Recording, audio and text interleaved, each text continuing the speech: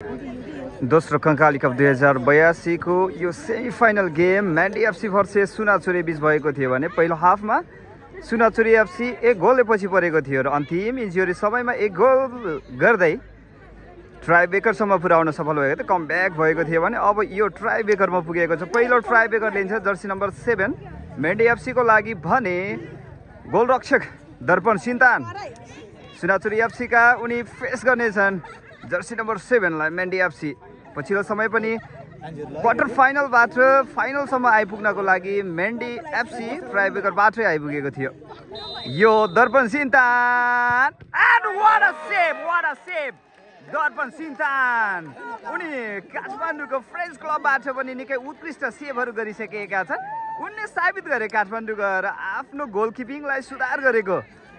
र अब भने सन्तोष थिङ सुनाचुरी एफसी को लागि यो पहिलो पेनाल्टी सुटआउट लिनेछन्। जर्सी नम्बर 7 लाई मेन्डी एफसी का जर्सी नम्बर 7 लाई विफल बनाइदिए सिन्तान। दर्पण सिन्तान उनी निकै अनुभवी गोलरक्षक हुन्। सन्तोष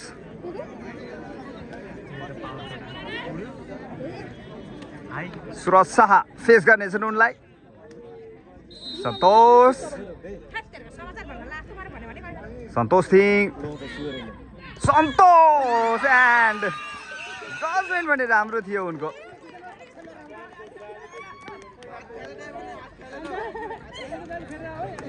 एक गोलको अग्रता।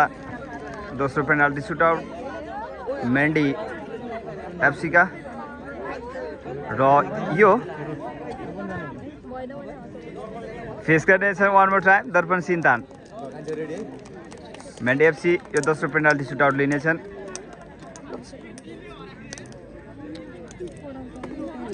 मेन्डी जर्सी नम्बर 10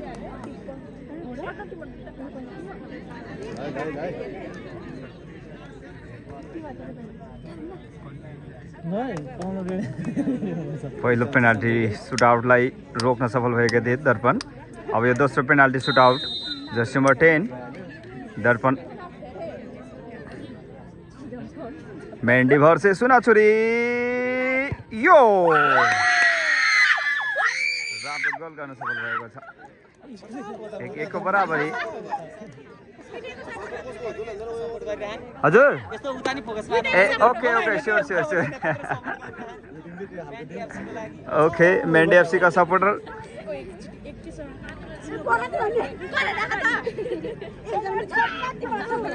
यो दोस्रो पेनाल्टी सुटआउट सुनाचुरी को लागि मनदीप माझी।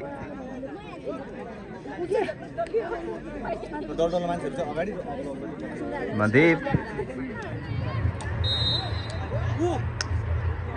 छन् यहाँ यो बल यो penalty shootout Mandeep and what a goal by Mandeep Majhi. यससँग 2-1 रहेको छ।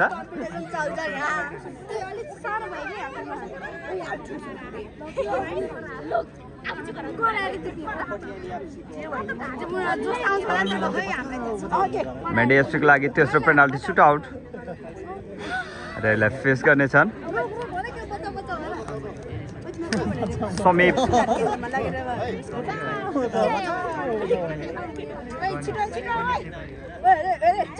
Okay jersey number 11 Darpan face गर्नेछन्। ओ माय गॉड यो जर्सी नम्बर 11 को अनलकी शट मान्नुपर्छ मेन्डी एफसी को लागि।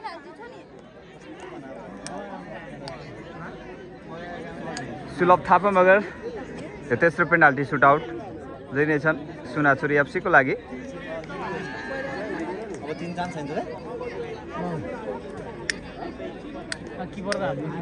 गोलरक्षक आफूले साबित गर्नुपर्ने छ मेन्डी एफसी का। यदि आफ्नो टिमलाई एक हो अग्रता मात्रै दिलाउनु छ भने। सुनाचुरी सुलभ थापा मगर डिफेन्डर लाइनबाट खेलेका थिए उनी। Sulabh here and what a goal. Sulabh Thapa Magar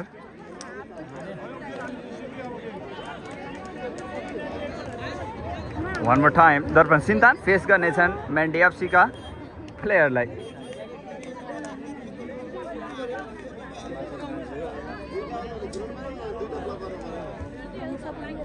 just 12 अब 2 गोल नै रोक्नु पर्यो हैन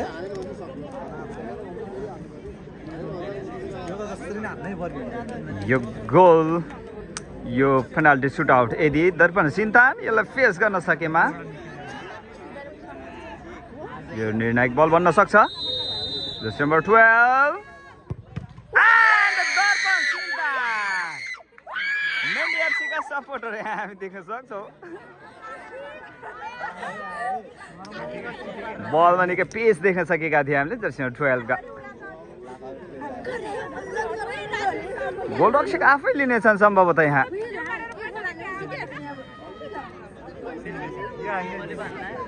दर्पण सिन्तान उनी माथि प्रेसर रहनेछ। दर्पण गोलरक्षक भर्सेस गोलरक्षक। दर्पण सिन्तान एन्ड यो सँगै सुनाचुरी एफसी फाइनल प्रवेश गर्न सफल भएको छ। निकै नै इन्जुरी समयमा कमब्याक गर्दै आफ्नो टिमलाई फाइनल पुर्याउनको लागि निकै ठुलो भूमिका खेलेका छन् दर्पण सिन्तान गोलरक्षक उनी र निर्णायक गोल पनि उनले गर्न सफल भए।